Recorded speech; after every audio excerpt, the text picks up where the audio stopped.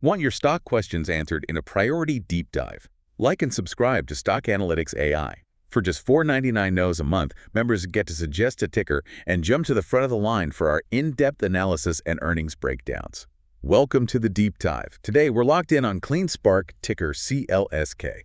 Yes, CleanSpark. They've really made a name for themselves, haven't they? Calling themselves America's Bitcoin miner. Yeah. Very distinct branding. Exactly, and they are a major player in Bitcoin mining right here in the USA. That's right. And we know our listener, the learner, wants the key insights, without getting lost in the weeds. So we've gathered a stack of info analyst reports, company updates, you name it. We're going to pull out the essentials for you. Our mission here is pretty straightforward.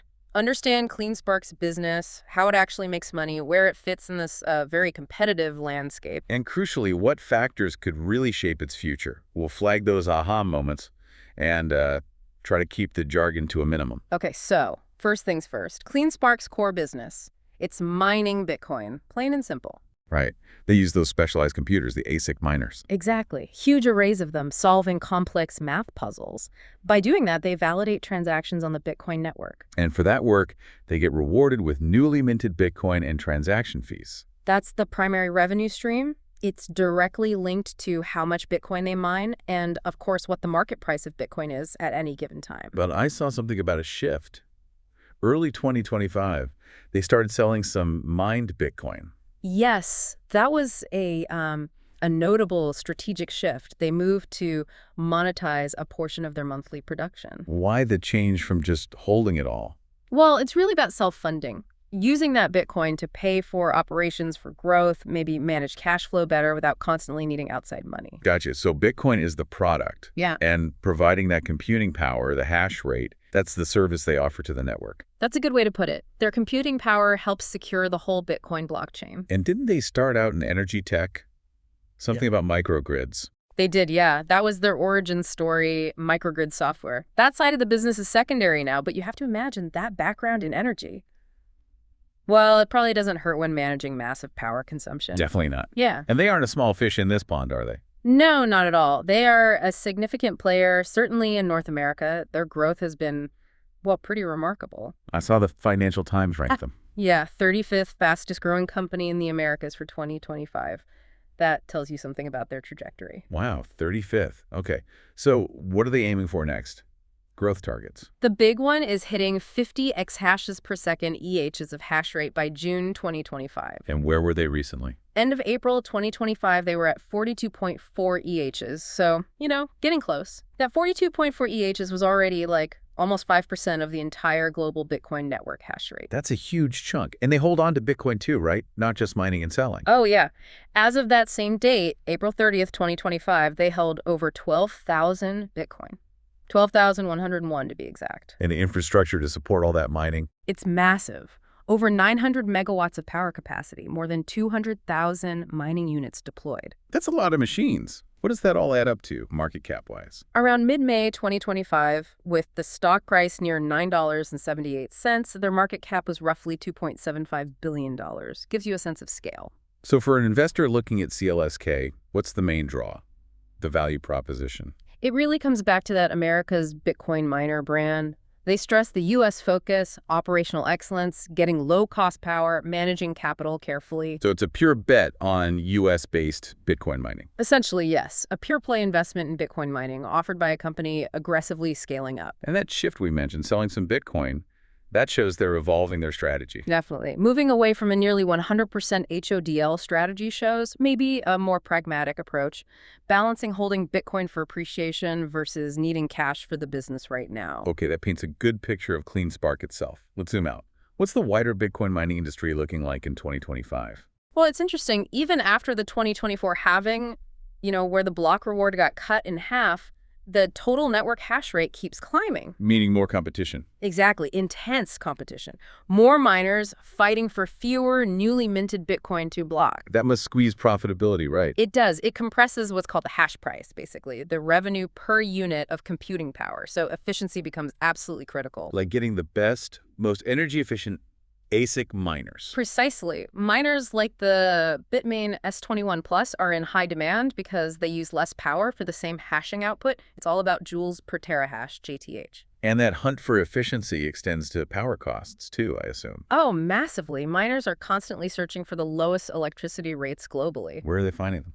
Outside the U.S.? Increasingly, yes. Places like Oman, the UAE, parts of Africa, Central Asia, they're offering power potentially much cheaper, maybe 0.035 to 0.07 cents per kilowatt hour, compared to over $8.10 in some parts of the U.S. Wow, that's a huge difference. So the whole industry's future hinges on Bitcoin staying relevant and valuable. Absolutely. Its long-term future depends on Bitcoin's adoption and price. And eventually, remember, the block rewards will diminish entirely. Miners will have to rely solely on transaction fees. So who are CleanSpark's main rivals in this tough market? Well, you've got other big public miners. Marathon Digital, Riot platforms are the well-known ones, plus many private operations and smaller miners, too. What makes one miner better than another? It's not just size, is it?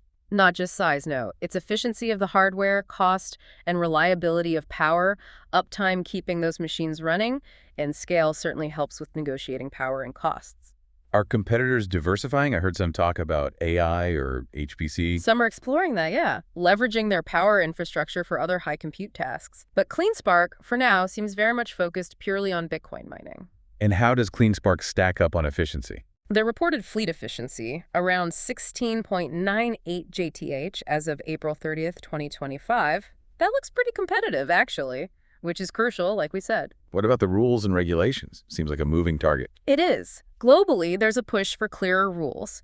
In the U.S., the expectation is for more explicit regulations, moving beyond just enforcement actions. Things like stablecoins, anti-money laundering rules, they all play into the ecosystem. Does it vary much state by state in the U.S.? Oh, significantly. Some states are more welcoming, like Georgia, Mississippi, Tennessee, where CleanSpark has operations. Others, like New York, have been more restrictive. Federal regulation specifically on mining is limited, but that could change. Okay, now the elephant in the room, those potential U.S. tariffs on mining gear from Asia. Yeah, that's a big one. A potential 36% tariff, maybe effective July 2025. That could seriously hike up the cost of new ASICs, maybe by $1,200 to $1,800 for a top-tier machine. Ouch. That would hit U.S. miners hard. It definitely put negative pressure on the stocks when the news broke. CleanSpark says they're well prepared. So They argue their existing hardware and infrastructure cover their new-term goals.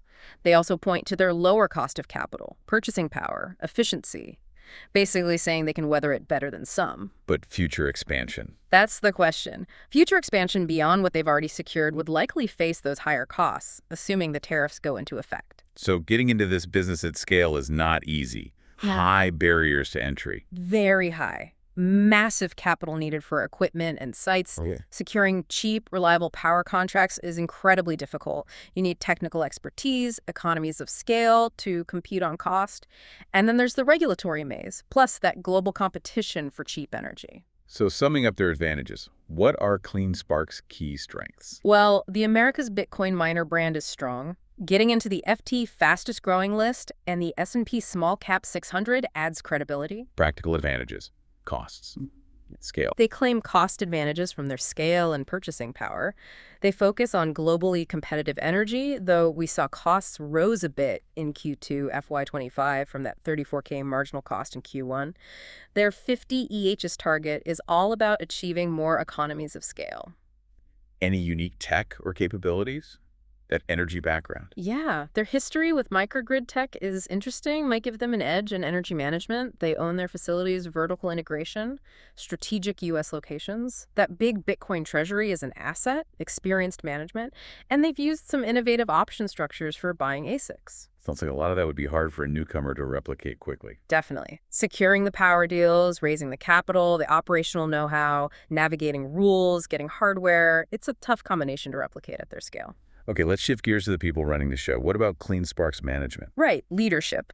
Zachary K. Bradford, the CEO and president, co-founder CEO since 2019. He's overseen the NASDAQ listing, raised significant capital, expanded across states. His background's in accounting, and he talks a lot about disciplined growth. And the CFO, Gary Vecchiarelli. Yep, joined in 2021. Decades of finance experience, M&A, SEC reporting, the works. He often emphasizes operating leverage, cost control, and things like their Coinbase credit line non-dilutive financing and managing that Bitcoin treasury.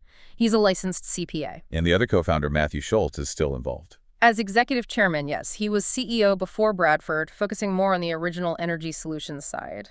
Seems he still provides strategic input. Overall, the team has shown they can scale the operation rapidly and adapt, like with that HODL strategy shift. How they handle tough times, crypto winters, operational issues. Good question. During the 2022 downturn, they sold Bitcoin at around $17,000 in December 22 to fund growth and actually boosted production 200% that year. They also showed prudence by powering down during Winter Storm Elliott. And their response to the tariff news and the recent quarterly loss? With tariffs, they project confidence, saying they're prepared. For the Q2 FY25 net loss, they were quick to point out it was mainly a non-cash Bitcoin mark-to-market thing and highlighted positive underlying operational earnings normalized EBITDA. Are they generally open with information? Transparent? They seem to be quite communicative. Regular monthly mining updates, quarterly calls with presentations, you can find the Q2 webcast online easily, and an active investor relations portal.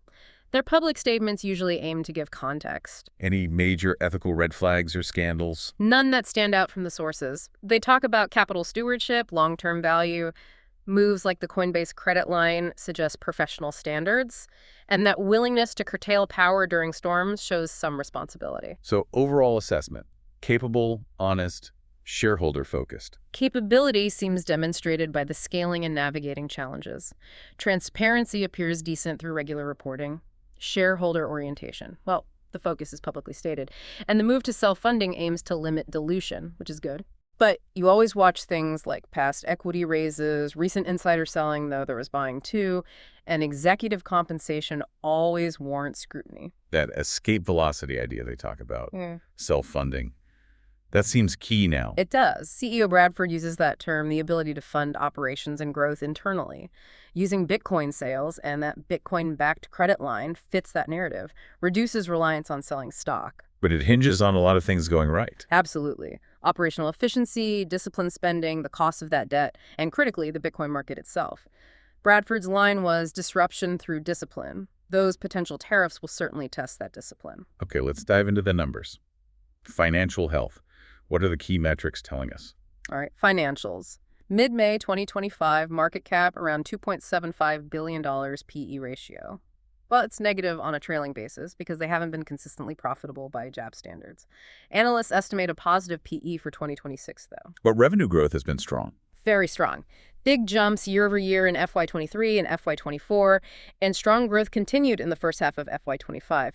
Gross margins are generally healthy in the 50% range recently. But operating and net margins? More volatile, often negative. That reflects the heavy investment and operating costs. Debt to equity has ticked up recently, maybe around 0.40 as of March 2025.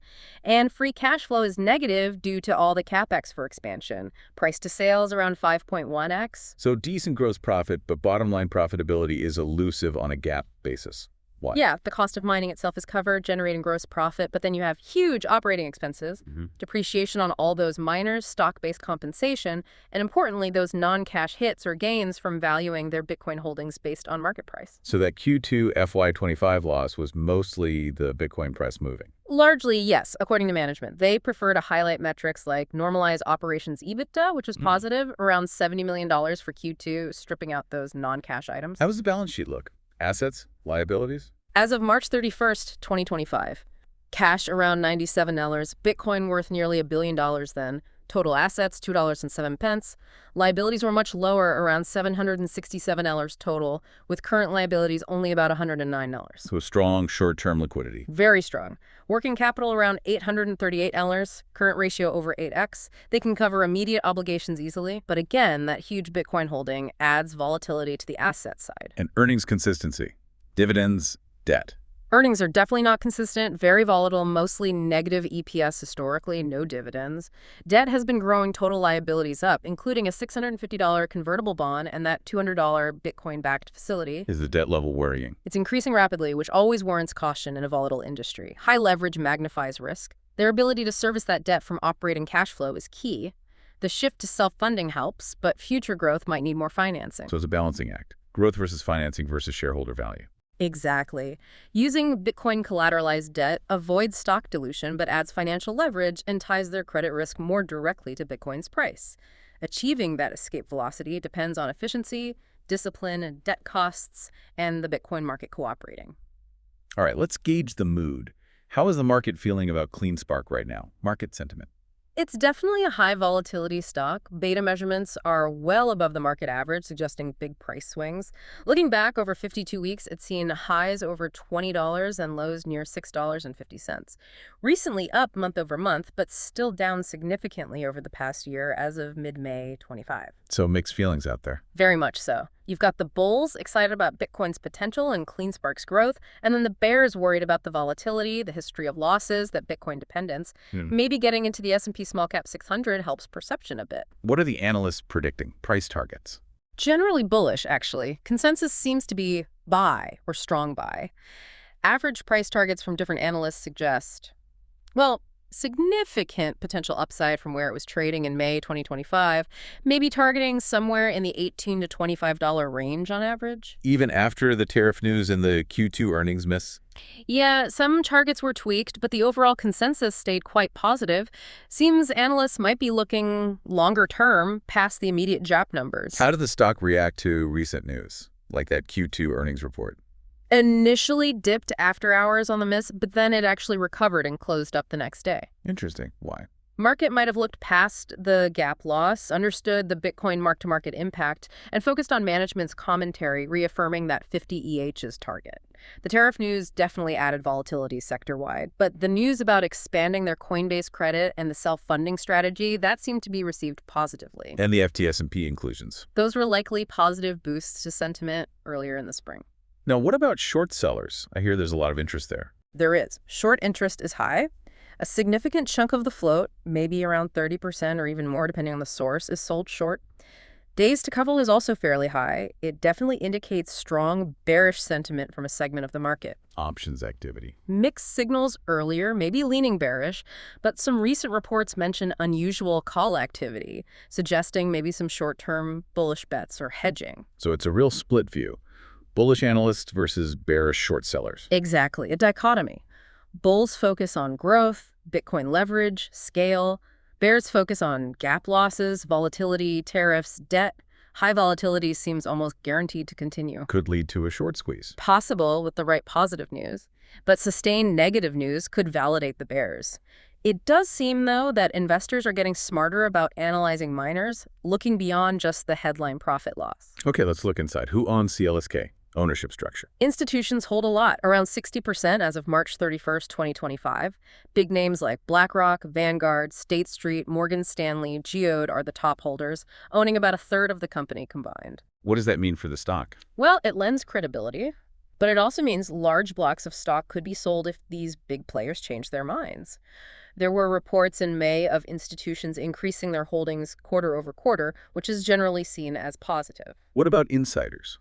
Management, board members? Their ownership is quite low, maybe around 2.3%, net buying over the past year, which is usually a good sign. However, there were some notable sales by the CEO, CFO, exec chairman, and others back in February 2025, around $10, $11 and lower. Should we read into those sales? Insiders sell for many reasons, could be planned diversification, personal finances, but it's always something to note. There were also some non-open market share acquisitions from RSU vesting around that time, so ownership is mostly concentrated with institutions, not insiders. And corporate governance. Board, compensation.